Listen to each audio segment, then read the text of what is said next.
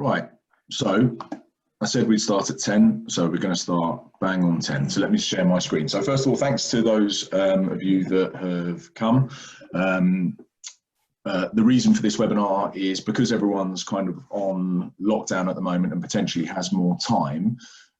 We thought we'd try and help anyone to get the most out of LinkedIn, because it's an amazing tool. We obviously use it as recruiters extensively.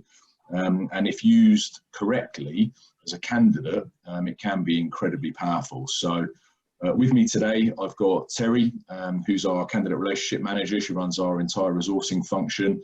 And Phil West, who's our sales director of our technical division. They're going to be here for the Q&A while I'm mainly going to drive the presentation. And the idea today is really to blitz as quickly as we can through as much of the kind of highlights and points that we want you to pick up on when using LinkedIn, so that your experience is better. And it also helps, you know, specialist businesses like ourselves, you know, find you as and when you're looking for work. So I'm going to give you a really brief introduction to the business and where we're coming from. So really quickly, Zitko is a fire and security recruitment specialist that's been going since 2010, and we are one of the largest fire and security recruitment businesses in the industry. We've got 17 staff, and we are one of the only companies that works with businesses right through the supply chain of security. So we work with manufacturers, distributors, installers, integrators, consultancies, and end users. And these are just some of the clients that we work with today. And what I will say, and slightly linked to this webinar, is that it's a great time to be looking for a job, even in the security industry, I might add. Even though the number of jobs has gone down, the number of candidates looking for a role has also gone down, and the companies that are looking for people are the ones with really strong finances, really strong cash flow projections, and clients that are in the kind of industries that are doing very well, like tech and things like that. So hopefully, whether it's through us or directly, this webinar is going to help you kind of get in front of the companies that you're most interested in. So the things that I said we'd cover in the webinar were, we're going to look at your feed. We're going to look at some tips and tricks. We're going to look at your profile, and we're going to look at how you can customize LinkedIn to suit whatever it is that you're looking for. And I'm also going to talk a little bit about the kind of things that you might want to be thinking about as a candidate moving forward post-COVID into the kind of new recruitment landscape as we kind of come out of lockdown. So first of all, for those of you that don't know, I assume that most of you are on LinkedIn and know what it's about. Your feed is like your wall. It's the primary place that LinkedIn will drive content to you. And it's the bit that you see, that you scroll down when you log into LinkedIn in the first instance. So one of the things that LinkedIn allows you to do is customize it completely to your tastes. And I think one of the things that people do is they will accept initially what LinkedIn gives them. So when you log in for the first time, LinkedIn will put in front of you content from the most popular people on the network. And that's going to be people like Elon Musk, Richard Branson, and people like that. And so if you want to see content from them, if you just leave your feed settings alone, that's who you're going to see. But that may not actually be what you want to look at. It's really important that when you're looking at customizing your settings, you be yourself and you focus on whatever it is that you're interested in. And the way to do that is that section that I've highlighted there. And you'll have to excuse the kind of crude red lining, but hopefully you can see that. LinkedIn allows you to follow companies. It also allows you to follow people. And those people don't have to be famous. They don't have to be, you know, Branson type people that will throw out kind of quotes left, right, and center. They can actually be your colleagues, people in the industry that you look up to. And the beauty of that section is, whilst connecting to people will slowly build your network, but is reliant on that other person accepting your connection request, following is almost anonymous. You can follow anyone, regardless of whether they want you to connect or not. So it's a great way to start tailoring the kind of thing that you see in your feed, rather than it being the generic content that LinkedIn gives you and thinks that you want to see. Obviously, the second thing is companies. Following companies is also non-reliant on them accepting. So if there are companies out there that are of interest to you, that hopefully, as you'll see further in the presentation, that you want to interact with, following companies is absolutely a key thing to do. And that's where you'll do it. And once we've gone through this presentation quickly, and I'm keeping an eye on the time, I'm going to dive into LinkedIn and just show you how to play around with these actual sections as well. So using follow rather than connect is just a really great, simple way of customizing what you see in that feed section on a regular basis. The final thing that we're going to dive into a bit more is hashtags. And hashtags are really important because they're subject oriented, not people or company oriented.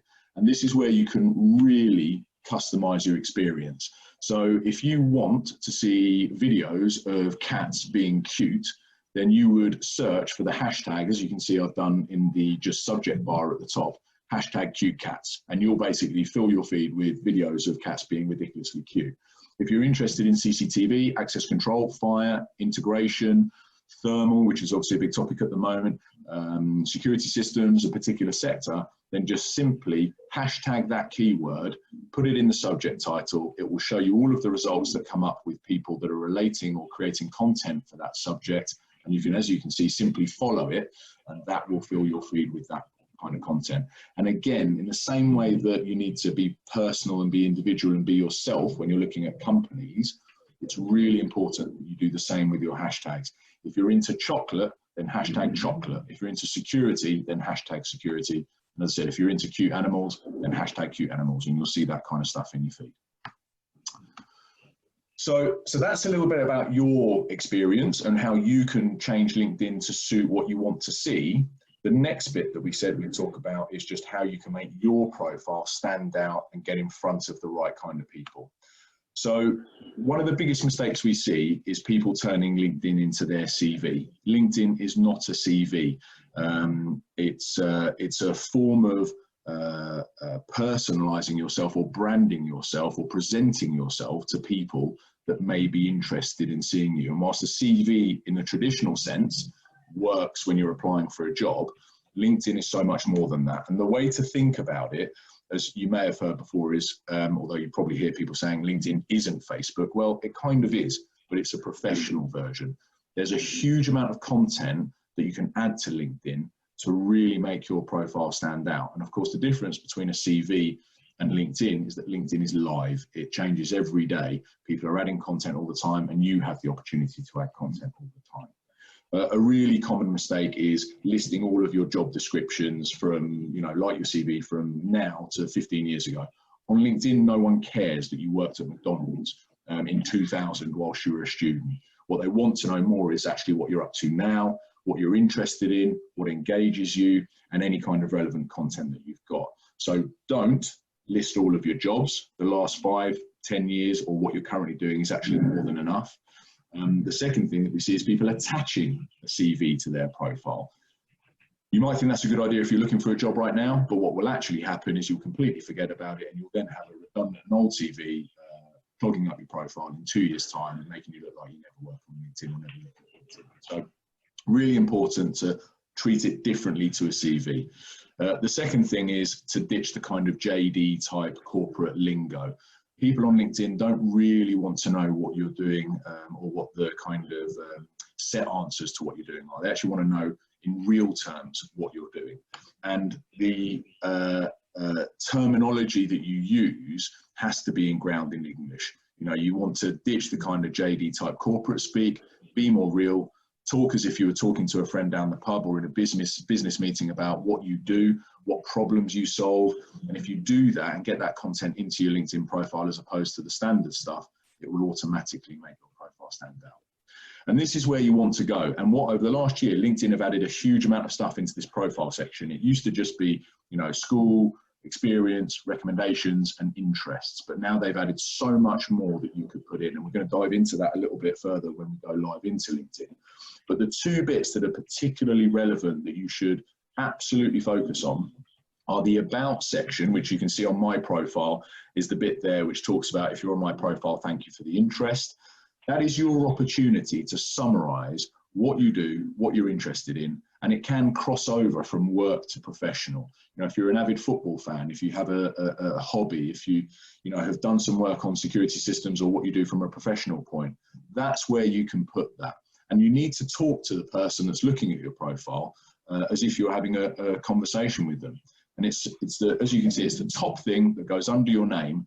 Most people will look at that and then move off a profile. So if you're thinking about a potential employer, that's where you want to put some decent content about what you do. And as we said, the key things you want to focus are on: what solutions do you deliver? What problems do you solve? What is it about you that's fairly unique? And it can cross over personal and professional. The second bit, which I've opened up in the actual screen grab, is the featured bit. And this is a fantastic area to add content, whatever that content might be. You can see there that you've got posts, articles, links, and media. Just under the about section that you write, you have the opportunity to either highlight posts, if you're an active user of LinkedIn, posts that have done well or posts that are relevant to you. You can put in articles that you've written.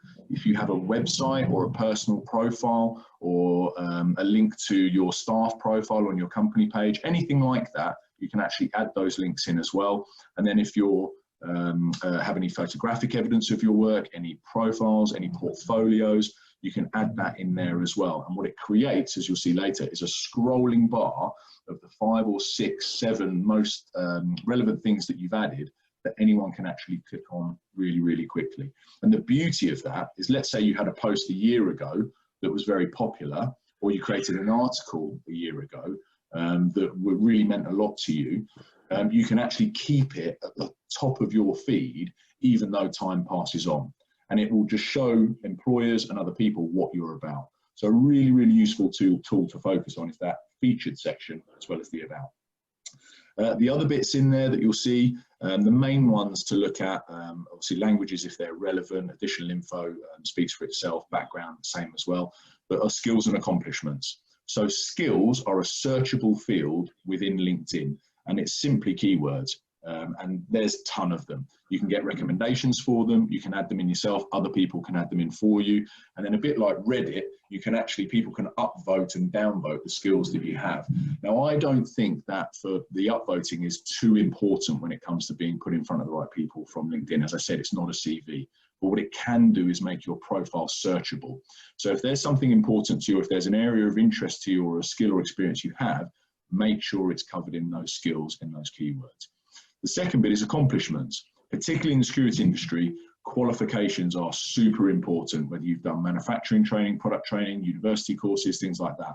And again, because LinkedIn is live, and particularly now when people are doing lots of training courses, adding those courses into that accomplishment section is a really good way of keeping your content fresh.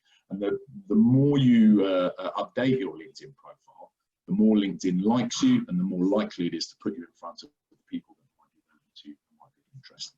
So sorting out your profile through that section, spending a bit of time in there, super important. So moving on, really quickly, hopefully you're keeping up. We've got video. So most of you will have got an invite that looked like this. We talk about video and recruitment all the time. It's been prevalent in recruitment for at least the last 4 years, maybe even more. Video interviews, video assessments, pre-screening video questions. It's very much commonplace for the majority of companies.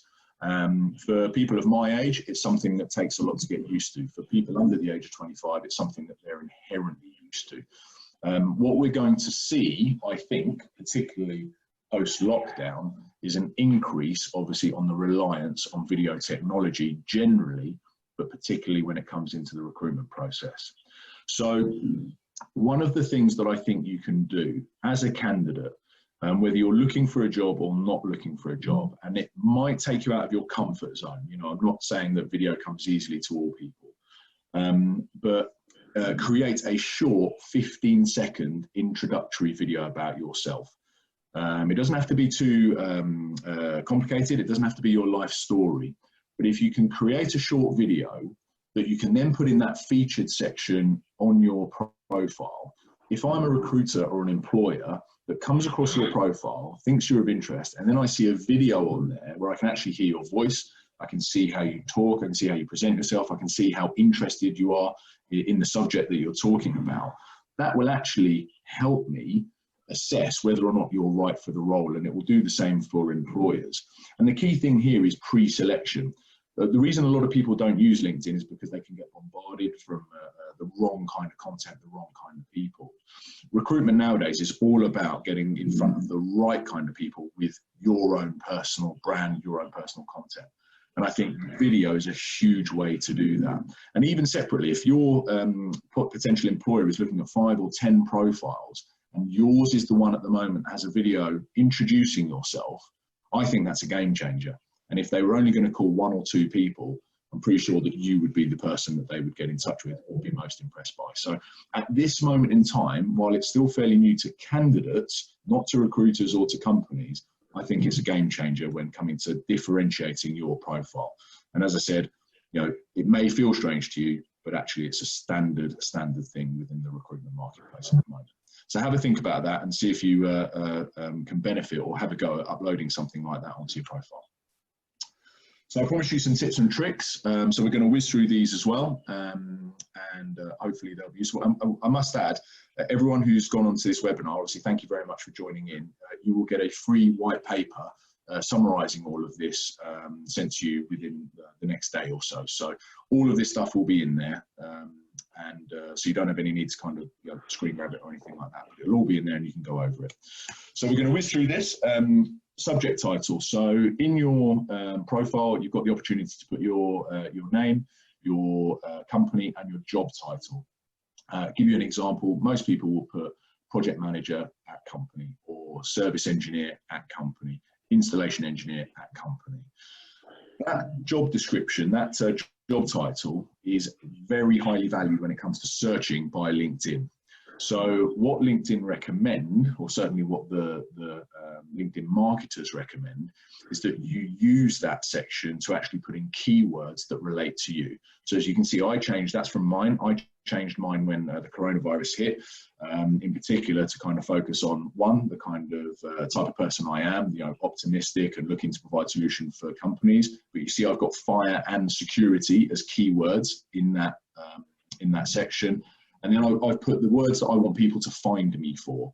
And those are recruitment, support, and I've got the coronavirus keyword in there, but also business continuity, because right now, from a recruitment perspective, that's what companies I think are going to be looking for. So if you're a project manager for a integrator, you might want to include project manager, you might want to include fire and security, you might want to get the word integration in there, not just the name of the company you work for. So have a think about how you can adapt your title to really promote your profile to the right kind of people. A really big thing that we find, let's say, non-salespeople, recruiters or marketers do with LinkedIn is they only make connections with people they know. LinkedIn is a networking site, and networking means broadening your horizons. So unlike Facebook, where you would probably only connect with friends or people that you know, and you'd keep that kind of group as it is, LinkedIn is about broadening horizons. So make connections. Don't be afraid to connect with people, even if you don't know them. If you find them and you think they're relevant, or they're working at a company that you think might be relevant to you, connect with them. And then don't be worried if they don't connect back. It's not an issue. You're not going to get in trouble. But if they do connect, you're then going to open wider networks to the kind of thing that may be relevant for you, and of course wider content that could be relevant. So never be afraid to make connections, but you know, it's something that a lot of candidates just don't do. I mentioned the about and featured page, or featured section. Can't stress enough how important that is to really customize your profile. If you do one thing to your profile, that's the bit that to change. So really important. A lot of people miss that, and like I said, just go for the generic CV stuff.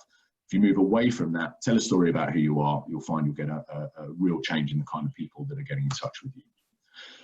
Another big thing is the photo. Everyone has a LinkedIn photo.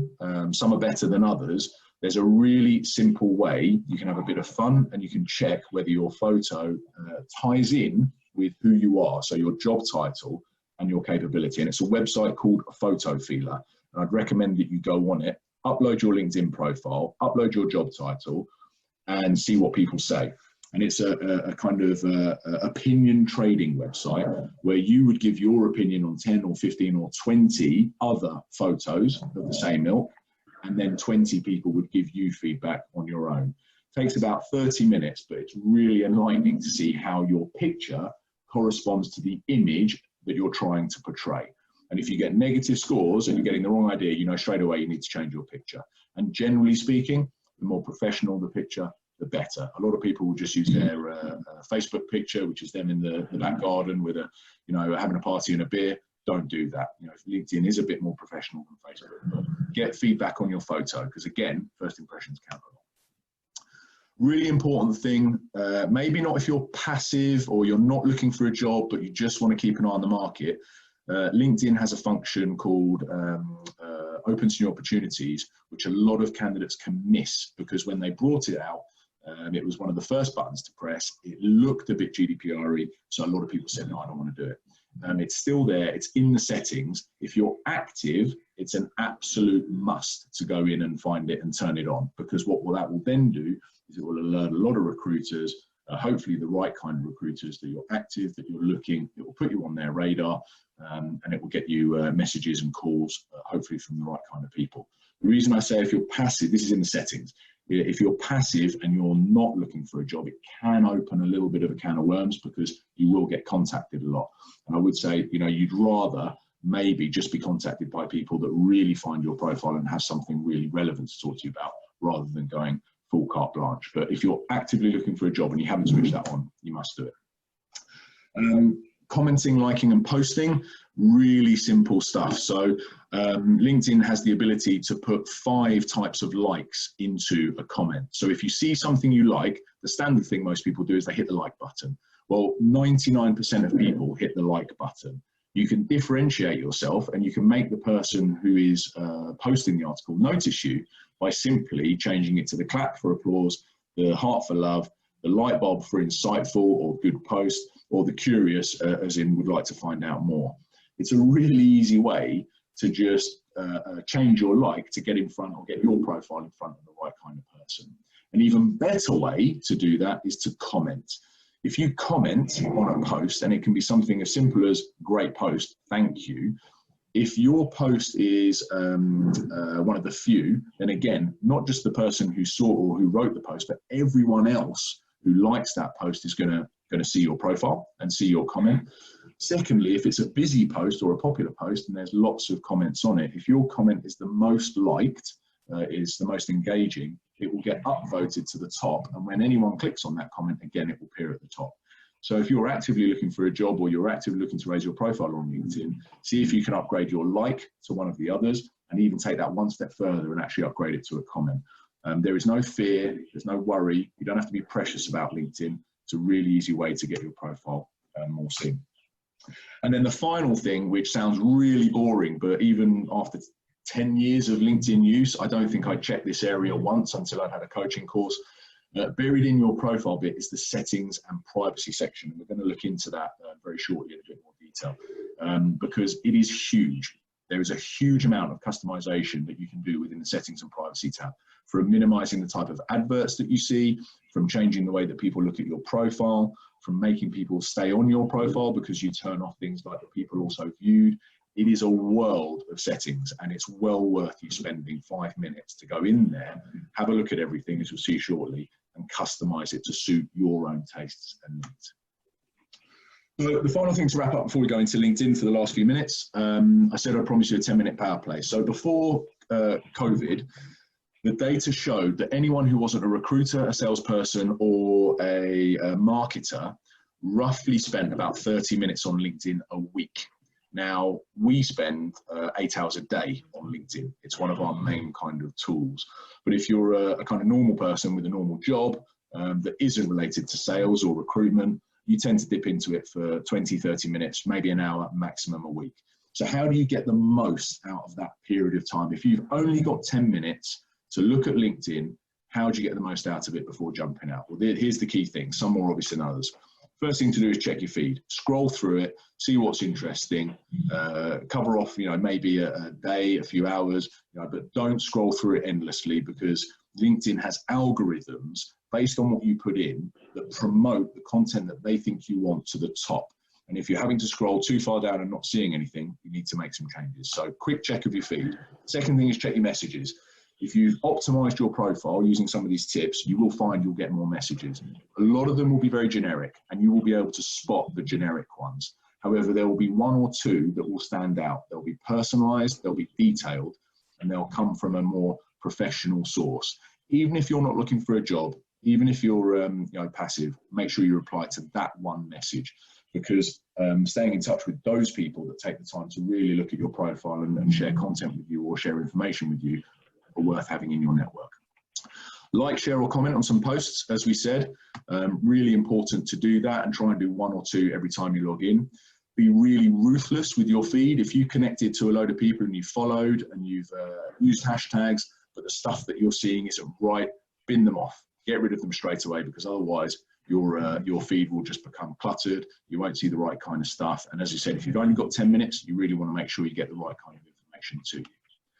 And the final thing is to follow your nose. And what I mean by that is, if you see a post that looks good and has relevance, then actually explore it. Have a look at who liked it. Have a look if there are any connections that you might want to connect to. Have a look if there are any companies that look relevant.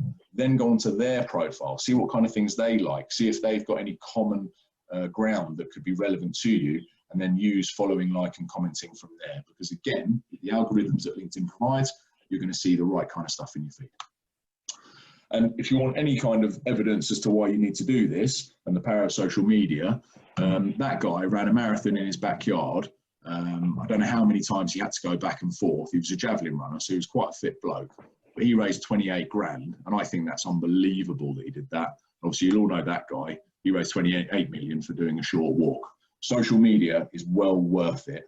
And the time that you can put in now to customize your profile means that you'll get the benefit of social media as well. So we're going to have a quick dive in now into LinkedIn. You have to excuse my feed. So I mentioned that I was just going to quickly show you those bits, the sort of real highlights that you need to look at. So you can see on my profile that I've got the lines there. And these are just the lines that you find on your keyboard. Really easy to edit with this section here.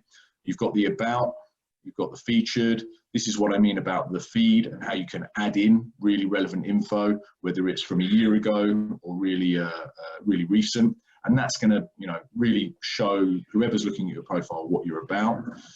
You've then got your activity, and then you've got your JD where you can add media and stuff like that. So just really easy to customize with these tabs here. I mentioned the profile section.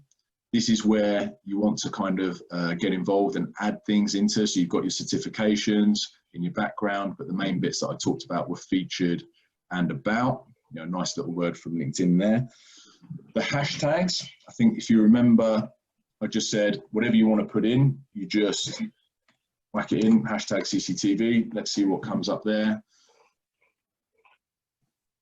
Am I interested in this? There's 10,000 other people following it. Yeah, I am. I probably want to keep tabs on that and see what's going on. If I want that in my feed, it's that simple. You just add it in. And then lo and behold, your feed is full of cute cats. So really simple way of customizing what you look at.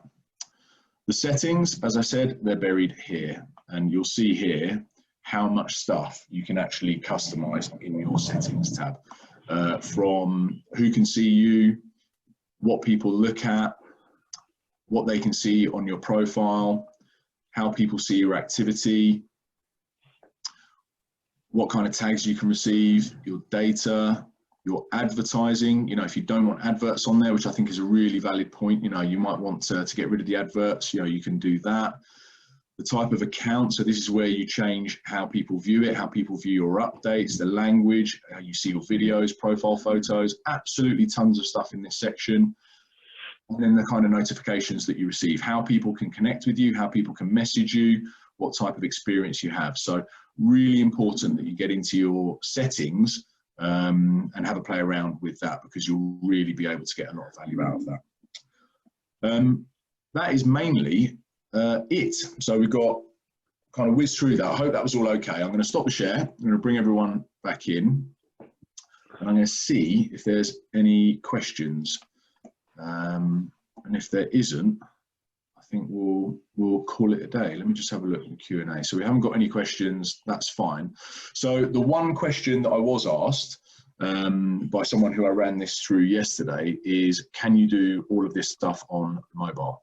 Because obviously you've seen me doing it on the desktop, and absolutely. If you download the LinkedIn app and you look at your profile there, you'll find that in the top left hand corner you've got your settings, you've got your feed settings, you can add in hashtags. It's actually even easier, and you can customize your experience just as easily on mobile as you can on desktop.